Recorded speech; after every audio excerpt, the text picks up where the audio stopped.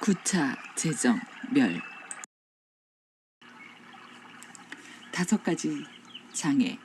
다섯 가지 장애는 감각적 쾌락의 욕망, 악의, 해태와 혼침, 흥분과 회한, 의욕이다.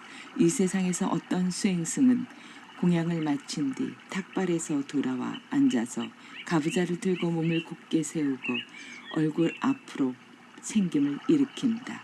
그는 세상에 대한 탐욕을 버리고 탐욕을 여인 마음으로 지내며 탐욕에서 마음을 정화시킨다. 그는 세상에 대한 분노를 버리고 분노를 야윈 마음으로 지내며 모든 뭇삶을 가엽게 여기며 분노에서 마음을 정화시킨다. 해태와 혼침을 버리고 해태와 혼침을 떠나서 빛을 자각하고 이 세상에서 수행승이 순수한 빛으로 자신을 가득 채워 거기에 전념하면 몸의 둔함이 잘 다스려져서 해태와 혼침이 충분히 제거되고 흥분과 회한이 충분히 잘 다스려져서 밝게 선정에 든다. 깊이 새기고 올바로 알아차려서 해태와 혼침에서 마음을 정화시킨다. 들뜸을 버리고 차분하게 지내며 안으로 마음을 고요히 하여 흥분과 회한으로부터 마음을 정화시킨다. 의심을 버리고 의심을 극복하여 착하고 건전한 것에 의욕을 품지 않고 의심으로부터 마음을 정화시킨다. 초선, 감각적 욕망에 대한 인식이 소멸. 이 세상에서 어떤 수행승은 이들 다섯 가지 장애, 즉 지혜를 허약하게 만드는 마음의 오염을 버리고 감각적 쾌락의 욕망을 버리고 악하고 불건전한 상태를 떠나서 사유를 갖추고 숙고를 갖추고 멀리 떠남에서 생겨난 희열과 행복을 갖춘 첫 번째 선정을 성취한다. 초선정을 부처님께서는 멀리 떠남에서 생겨나는 희열과 행복이라고 요약하셨다. 이것을 고귀한 계율에서는 지금 여기에서의 행복한 삶이라고 부른다. 이것을 열애의 자취라고 하고 열애의 흔적이라고 하고 열애의 표시라고 합니다. 그렇게 해서 탐욕을 버리고 탐욕의 잠재적인 경향을 잠재시키지 않습니다. 그렇게 해서 분노를 버리게 되며 분노의 잠재적인 경향을 잠재시키지 않습니다. 그는 그러한 상태에서 번뇌의 소멸을 성취합니다. 이것이 보다 탁월하고 보다 우월한 다른 것인데 그것을 성취하기 위하여 수행승들은 나의 의지에서 청정한 삶을 영위합니다. 여기에도 동요가 있다고 나는 말한다. 거기서 무엇이 동요하는가? 그 속에서 그치지 않은 사유와 숙고가 동요하는 것이다. 그는 물질로 이루어진 것이든 느낌으로 이루어진 것이든 지각으로 이루어진 것이든 형성으로 이루어진 것이든 의식으로 이루어진 것이든 그곳에 존재하는 일체의 것, 무상하고 괴롭고 질병이고 암이고 화살이고 고통이고 병환이고 다행이고 분열이고 비어있고 내가 아닌 것으로 관찰한다.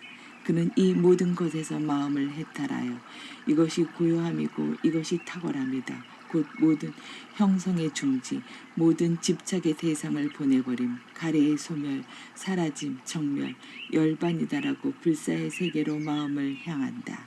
그는 그곳에 지내며 번뇌의 소멸을 성취한다. 만약 번뇌의 소멸을 성취하지 못하더라도 그 가르침을 열망하고 그 가르침을 기뻐함으로써 다섯 가지의 낮은 경지의 장애를 소멸시켜 후련히 다시 태어나는 자가 되며 그곳에서 완전한 열반에 들어 돌아오지 않는 자가 된다. 안한다요. 이것이 다섯 가지의 낮은 경지 장애를 버리기 위한 방도이고 길이다.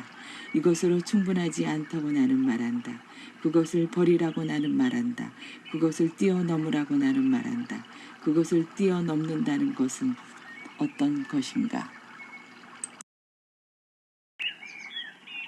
이선, 사유와 숙고가 소멸. 이 세상에서 어떤 수행승은 사유와 숙고를 멈춘 뒤 안으로 고요하게 하여 마음을 통일하고 사유를 뛰어넘고 숙고를 뛰어넘어 삼매에서 생겨나는 희열과 행복을 갖춘 두 번째 선정을 성취한다.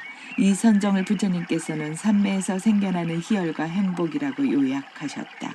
여기에도 동요가 있다고 나는 말한다. 거기서 무엇이 동요하는가? 그곳에서 그치지 않은 희열과 행복이 동요하는 것이다. 삼선, 희열이 소멸.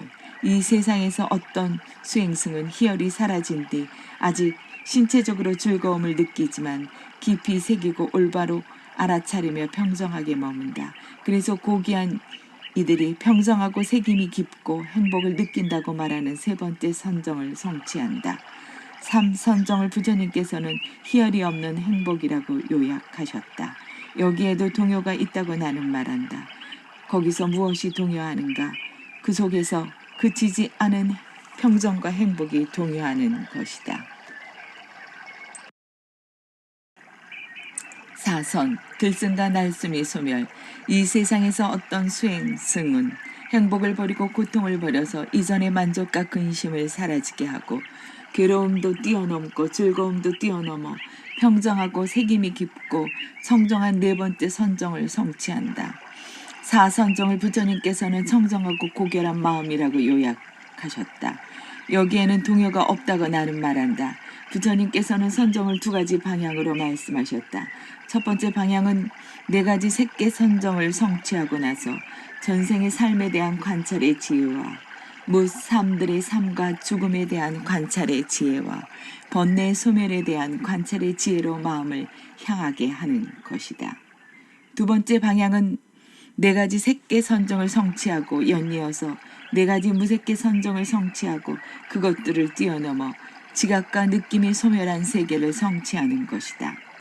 이것이 그 마음이 아직 목표에 도달하지는 못했지만 속박으로부터 최상의 안원을 바라는 보다 높은 수행의 단계에 있는 수행승들에 대한 나의 가르침입니다. 나에게 사유를 갖추고 숙고를 갖춘 삼매가 닦여지고 사유를 뛰어넘어 숙고를 갖춘 삼매가 닦여지고 사유를 뛰어넘고 숙고를 뛰어넘은 삼매가 닦여지고 희열을 갖춘 삼매가 닦여지고 희열을 뛰어넘은 삼매가 닦여지고 행복을 갖춘 삼매가 닦여지고 평정을 갖춘 삼매가 닦여졌을 때 나에게 나의 해탈은 부동이다. 이것이 최후의 태어남이다. 더 이상 다시 태어나는 일은 없다라는 암과 봄이 일어났다. 수행승들이여. 이것은 욕망에서 벗어남의 즐거움을 추구되어야 하고 증가되어야 하고 개발되어야 하며 두려움의 대상이 되어서는 안 된다고 나는 말한다. 공무변처, 물질에 대한 인식이 소멸. 이 세상에서 어떤 수행승은 형상의 지각을 완전히 뛰어넘어 장애의 지각을 종식하고 다양성의 지각에 주의를 기울이지 않고 무한한 공간의 세계를 성취한다. 식무변처, 공무변처에 대한 인식이 소멸. 이 세상에서 어떤 수행승은 무한한 공간의 세계를 완전히 뛰어넘어 무한한 의식의 세계를 성취한다. 무소유처, 식무변처에 대한 인식의 소멸. 이 세상에서 어떤 수행승은 무한한 의식의 세계를 완전히 뛰어넘어 아무것도 없는 세계를 성취한다. 비상비비상처, 무소유처에 대한 인식의 소멸. 이 세상에서 어떤 수행승은 아무것도 없는 세계를 완전히 뛰어넘어 지각하는 것도 아니고 지각하지 않는 것도 아닌 세계를 성취한다. 수행승들이여, 선정이 들어라. 방일하지 말고 나중에 후회하지 말라. 이것이 참으로 나의 가르침이다. 상수멸, 인식과 느낌이 소멸. 이 세상에서 어떤 수행승은 지각하는 것도 아니고 지각하지 않는 것도 아닌 세계를 완전히 뛰어넘어 지각과 느낌이 소멸한 세계를 성취하여 지혜로서 보아 번뇌를 부순다.